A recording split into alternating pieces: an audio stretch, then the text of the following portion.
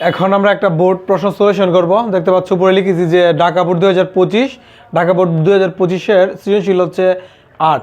এটা হচ্ছে আমাদের যে অষ্টম অধ্যায়ের একটা সৃজনশীল। এটার ক দাগে বলা আছে যে ক্রমহ্রাসমান জের পদ্ধতিতে অবচয়ের হার নির্ণয় করো। আমি কিন্তু কিছুক্ষণ আগেও প্রত্যেকটির সূত্র দিয়েছিলাম যে আমরা কোন কোন পদ্ধতিতে অবচয় নির্ণয় করি এবং প্রত্যেকটিরই আলাদা আলাদা করে সূত্র দিয়েছিলাম। আর এখানে কিন্তু ক্রমহ্রাসমান জের পদ্ধতিতে অবচয়ের হারের সূত্র দিয়েছিলাম, যে উপরে হচ্ছে আমাদের 100%, নিচে আয়ুষ্কাল গুণ হচ্ছে 2। তাহলে প্রশ্নে আয়ুষ্কাল বলা আছে 10 বছর, একদম স্পষ্ট বলা আছে যে 10 বছর আয়ুষ্কাল, যার জন্য আমরা আয়ুষ্কালের জায়গায় 10 লিখলাম এবং এই পুরো ক্যালকুলেশনটা করে আমরা উত্তর পেলাম 20%। সেটা হচ্ছে আমাদের ক দাগের উত্তর।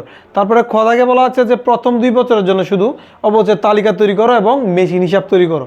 তাহলে যেহেতু আমাদের অবচয়ের তালিকাটা প্রথমে বলেছে, তার তালিকা যদি প্রশ্ন বলে বা সারণী বলে আমরা একই কথা ভাববো। তাহলে তালিকার ক্ষেত্রে আমাদের 5টি ঘর অবলম্বন করতে হয়। আর যেহেতু তারা বলেছে যে 2টি বছরের, যার জন্য আমরা এইভাবে আমরা কলাম দিলাম এই 2টি। আর এখন আমাদের হচ্ছে 5টি ঘর অবলম্বন করতে হবে। প্রথম হচ্ছে বছর, তারপর হচ্ছে প্রারম্ভিক মূল্য, অবচয়, পুঞ্জীভূত অবচয়, সমাপনী মূল্য। আমি আবারও বলছি, আমরা টেকনিক ওয়াইজ এগুলো মনে রাখবো। প্রথমে হচ্ছে বছর, তারপরে প্রারম্ভিক মূল্য, অবচয়, পুঞ্জীভূত অবচয়, সমাপনী মূল্য। বছর যেহেতু 2টি বলেছিল, প্রথম আমার শুরু হয়েছিল এই অঙ্কটা 2022 সাল থেকে, তাহলে প্রথমে 22, তারপর হচ্ছে 23। প্রারম্ভিক মূল্য বলতে বুঝেছি যে প্রথম আমাদের ক্রয় মূল্য কত ছিল মেশিনের। এই মেশিনটি ক্রয় করা হয়েছিল জুলাই মাসের 1ম তারিখে এবং মূল্য ছিল 2 লক্ষ টাকা। প্রথম মূল্যটাকে আমরা বলি প্রারম্ভিক মূল্য। আর এরপরে হচ্ছে অবচয়। অবচয় বের করতে হবে আমাদের প্রারম্ভিক মূল্যের উপরই, কারণ এই অঙ্কটা হচ্ছে আমাদের ক্রমহ্রাসমান জের পদ্ধতিতে। তাহলে ক্রমহ্রাসমান জের পদ্ধতিতে আমরা কিন্তু অলরেডি অবচয়ের হার বের করে রেখেছি। তাহলে এই অবচয়ের হারটা যদি আমরা ক্রয় মূল্য উপরে ধরি, তাহলে আমাদের অবচয় নির্ণয় হয়ে যাবে। তাহলে আমাদের লিখলাম যে ক্রয় মূল্যটা যা দেওয়া ছিল, ক্রয় মূল্য হচ্ছে 2 লক্ষ টাকা আর অবচয়ের হার হচ্ছে 20%। এটাকে যদি আমরা পার্সেন্টেজ করি, আমাদের টাকার অ্যামাউন্টটা হচ্ছে 40,000 টাকা। কিন্তু প্রশ্নে কিন্তু বলেছিল যে 2 লক্ষ টাকার মেশিনটা ক্রয় করা হচ্ছে জুলাইয়ের 1ম তারিখ। জুলাই বলতে আমরা বছরের মাঝামাঝি সময়কে বুঝিয়েছি, যার জন্য আমরা এই পুরো অবচয়টা নিতে পারি না, অর্ধেক নিতে হয়। তাহলে এই টাকাটাকে যদি অর্ধেক করি, তাহলে হচ্ছে 20,000। এই 20,000ই হচ্ছে আমাদের অবচয়ের পরিমাণ, কারণ যেহেতু আমাদের একটা মাঝামাঝি সময়ে এই ক্রয় করা হচ্ছে মেশিনটা, যার জন্য আমরা অর্ধেক নিব। এইভাবে না করে আমরা একটু অন্যভাবে করতে পারতাম। এটাকে আমরা 12 দ্বারা ভাগ করতে পারতাম, 6 দ্বারা গুণ করতে পারতাম, ফলাফল একই হতো।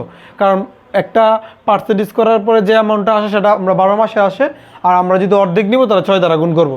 এই জন্য আমাদের 20,000 রয়েছে। আচ্ছা, তারপর হচ্ছে পুঞ্জীভূত অবচয়। এখানে অবচয় যা পুঞ্জীভূত অবচয় তাই হবে শুধু প্রথম বছরের জন্য। তাহলে এখানে 20, এখানে 20 লিখলাম। আমাদের গুরুত্বপূর্ণ বিষয় হচ্ছে আমরা সমাপনী মূল্যটা কীভাবে বের করবো। সমাপনী মূল্য বের করার টেকনিক হচ্ছে এই 2 ঘরে।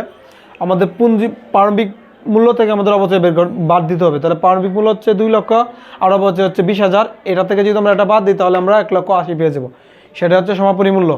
2022 সালের সমাপনী মূল্যটা আমার 23 সালের জন্য আমার প্রারম্ভিক মূল্য হয়ে দাঁড়াবে, কারণ যেহেতু 2টি বছর বলেছিল। তাহলে এটা হচ্ছে আমার প্রারম্ভিক মূল্য 1,80,000। এর উপরে আমি আবার 20% অ্যাপ্লাই করবো, কারণ আমরা বের করেছি অবচয় আর 20%। তাহলে এই ক্যালকুলেশন করার পর আমরা অ্যামাউন্ট পাচ্ছি 36,000। এখন আর অর্ধেক নেওয়ার কোনো প্রশ্ন ওঠে না, কারণ এই 2023 সাল সম্বন্ধে কোনো কিছু বলা নেই যে কখন মেশিন ক্রয় করেছি না করেছি, এরকম কিচ্ছু বলা নেই, যার জন্য আমরা এটাকে পুরো অবচয় যা আছে তাই নিব। তাহলে এখানে পেয়েছি আমরা 36,000 টাকা। তাহলে 23-এর অবচয় হচ্ছে 37,000 টাকা। এখন পুঞ্জীভূত অবচয়টা কীভাবে বের করবো? আমার আগে ছিল 2022-এর ছিল 20, আর এখানে পেয়েছি আমরা 36। এই দুইটা এমন করে যা আছে তাই লিখবো। এটা হচ্ছে আমাদের পুঞ্জীভূত অবচয়ের কাজ। তাহলে এখন বাকি রইল একটি ঘর, সেটা হচ্ছে সমাপনী মূল্য। সেম কাজ আগের মতন, এই প্রারম্ভিক মূল্য থেকে আমাদের অবচয়টা বাদ দিতে হবে। তাহলে প্রারম্ভিক মূল্য এই টাকাটা থেকে আমরা যদি এই অবচয়ের অ্যামাউন্টটা বাদ দিই 36,000, তাহলে উত্তর হচ্ছে 1,44,000 টাকা। এই হচ্ছে মূলত আমাদের খ দাগের আনসার। কিন্তু খ দাগে আরও একটি পার্ট বলেছিল আমরা যেন একটা খতিয়ান করি মেশিন হিসাবে। এই হচ্ছে আমার মেশিন হিসাবের খতিয়ানের ঘরটা। আমরা চলমান ঘর অবলম্বন করেছি, চলমান জের পদ্ধতির 7টি ঘর লিখেছি। তারিখ বিবরণ, যাবতীয় বিষয়, ডেবিট টাকা, ক্রেডিট টাকা, জের ডেবিট টাকা, ক্রেডিট টাকা। যেহেতু তারা 2টি বছরের বলেছে, তাহলে যার জন্য লিখলাম 22, 23। কিন্তু প্রথমে মেশিনটা ক্রয় করেছিল আমার জুলাইয়ের 1 তারিখ, যার জন্য লিখলাম জুলাইয়ের 1 তারিখ। তারপরে যেটা দেওয়া আছে তারপর এটা নির্দিষ্ট কোনো তারিখ বলা নেই, শুধু বছরের কথা বলেছিল যে প্রথম 2টি বছর। এর জন্য আমরা 23 এনেছি, তাহলে আমরা জানুয়ারি 1 ব্যবহার করতে পারি।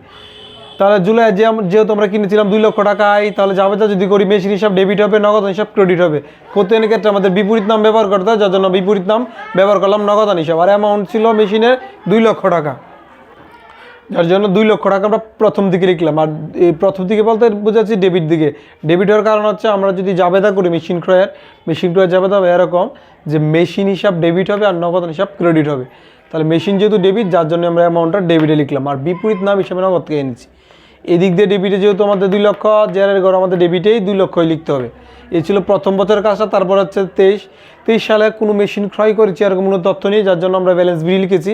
এই কারণে ব্যালেন্স বিডি লিখেছি, আগের টাকাটা জাস্ট দেখিয়ে দেবো। আগে আমাদের ছিল জেয়ারের পরিমাণ 2 লক্ষ, এখন আবার 2 লক্ষই লিখবো। এই হচ্ছে মূলত আমাদের মেশিন হিসাবের কাজটা। তারপরে হচ্ছে আমাদের গদাগ।